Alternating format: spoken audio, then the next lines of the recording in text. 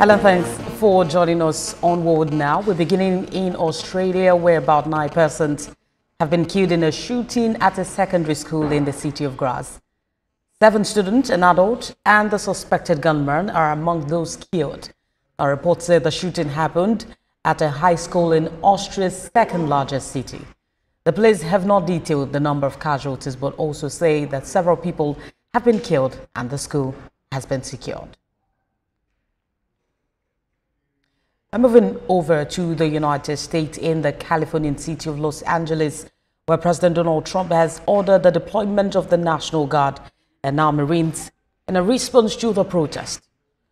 President Donald Trump has been scheduled to visit the Fort Bragg military base in North Carolina later today, where he's expected to deliver his remarks.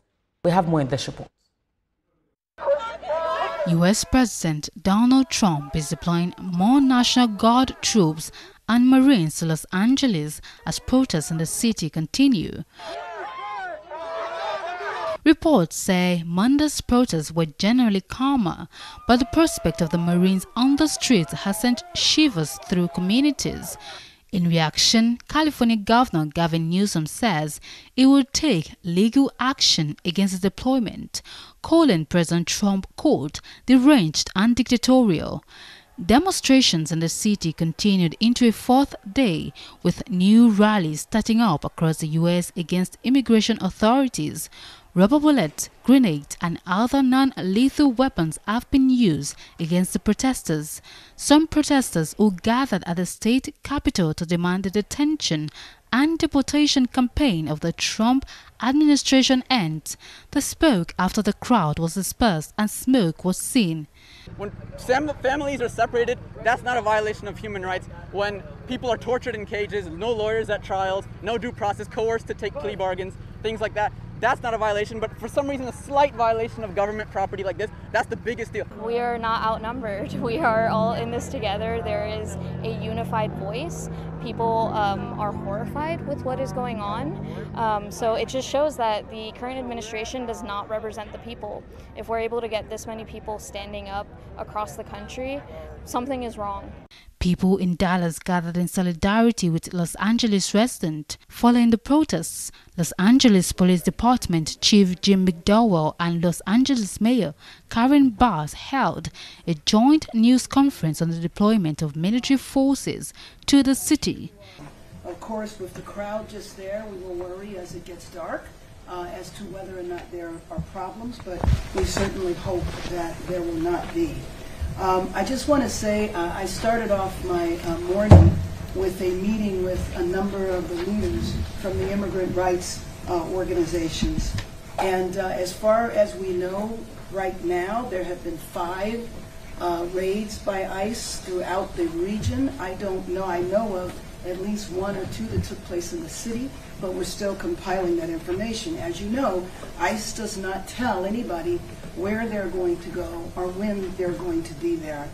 As the protest continues, U.S. Homeland Security Secretary Kristi Noem revealed that immigration officials in LA have been going through those who have committed serious crimes. She added that law enforcement agencies will look to double their effort. Recall that these protests come after people in Los Angeles protested the Trump administration's recent deportations and arrests. Over the weekend, President Trump signed a memorandum to deploy the National Guard to LA.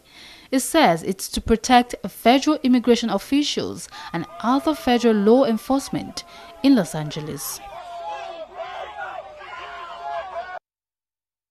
This global affairs analyst, Ejike Okwa, joins me from the United States. It's good to have you join us on The World Now. We've seen the California governor and his other Democratic colleagues in other states agreeing that this is an alarming abuse of power, sending the National Guard against the will of the state government.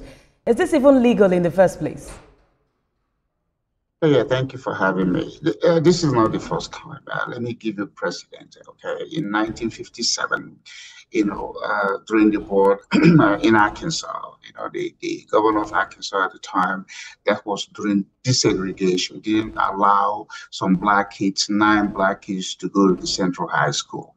So what happened at the Eisenhower, who was the president, had to send the National Guard to, escort those kids to school. And then come to 1965. The same thing happened, and that was in Alabama. When the protest was going on, the governor of Alabama, George Wallace, at the time resisted again, minorities from making the protest, and then LBJ had to send in a troop. And then the most recent was in 1992, when the governor of California, a Democrat again, reached out to George Bush Sr. to ask him to send in a federal guard because of Rodney King riot. So this is not the first time. It just happens that now with instant news reporting, social media and stuff, and people are looking at Trump as if he's doing something other presidents haven't done. No, this has happened. But it tells you a story, how some Americans think, and the emotional attachment that goes with immigration. Some people have violated your country to enter, and now you want to remove them. And then, of course, there's all this emotional thing about you shouldn't do it. How many people will stand that in their own country? Nigeria, told Ghana must go in the 80s. So, we have to be very sensible, and we also have to exercise common sense. Are we now allowing illegal people to have legal rights? I don't think so. But again, it is what it is, because, these are human beings. What do we need to do in order to curtail it? But in America, with our polarized political, leaniness of the blue and the red, there are so many people on the blue. Mr. Okwa, there are concerns that the way this has been carried out has been sort of aggressive. So many persons have said that to an extent, the way the National Guard has conducted themselves in this situation is very aggressive. There's been a conversation about the role of immigrants in small businesses, not just in the U.S. economy, but even other countries, although some of them may have been undocumented. But what do you foresee in the next few days as this continues? I didn't go to law school, but I've done a whole lot of law studies. You don't reward illegal activities with legal ones, regardless of whatever the emotional reaction is. If somebody has violated your rules, they have to pay for it. Now, what the public reaction is sometimes you just have people who, for whatever reason, they're going to say no to whatever the other political party side has done. It's not aggressive. I've given you the precedent. It's happened before in America, and it's still going to happen. My point is that immigration has to make sense. People are not authorized. Immigration is a privilege, is not a right. You don't get into somebody's home. Somebody, even you, as somebody breaks into your home because they are hungry or because they're going to clean your place, doesn't make it right. So what we have to do is to come to terms. How do we, even though we say we live in a global village, how do we still respect country boundaries and the rule of law, in various countries? Global Affairs Analyst Ejike Okwa, thank you for talking to us at this time.